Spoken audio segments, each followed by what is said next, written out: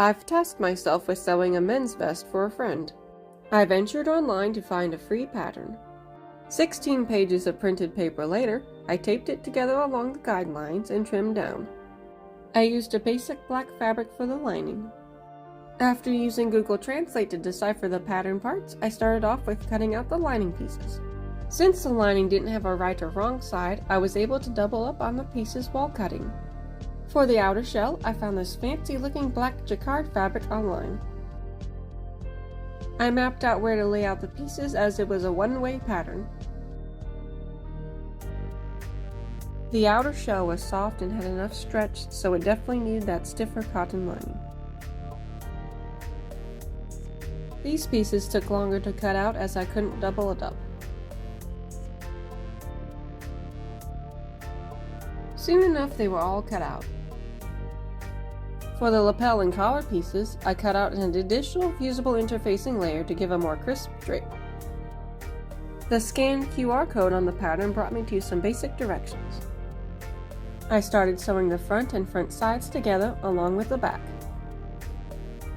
The front lining piece did take some careful maneuvering to sew together. I continued with the rest of the lining pieces. After pressing the seams, I sewed the sides together and then the shoulders. There was a piece in the neck facing that I left open for later. I tried sewing the collar pieces and sewed the interfacing side wrong. I also sewed the collar edge upside down and had to fix that too. Then I attached the collar to both outside and inside necklines. After that, I continued sewing the front shell and lining to create the lapel. Then I realized I messed that up and went back to fix it.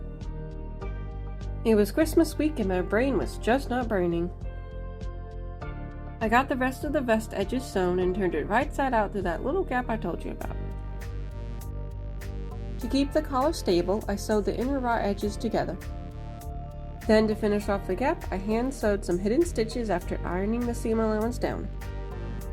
Now for the armholes, I started off with a basting stitch as a guideline.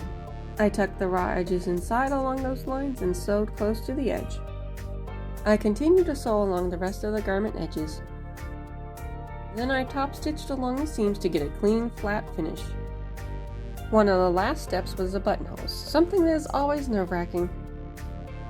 I created 4 of those along the left side and attached the buttons along the right. The final step was to give the collar and the rest of the edges a good press with the iron.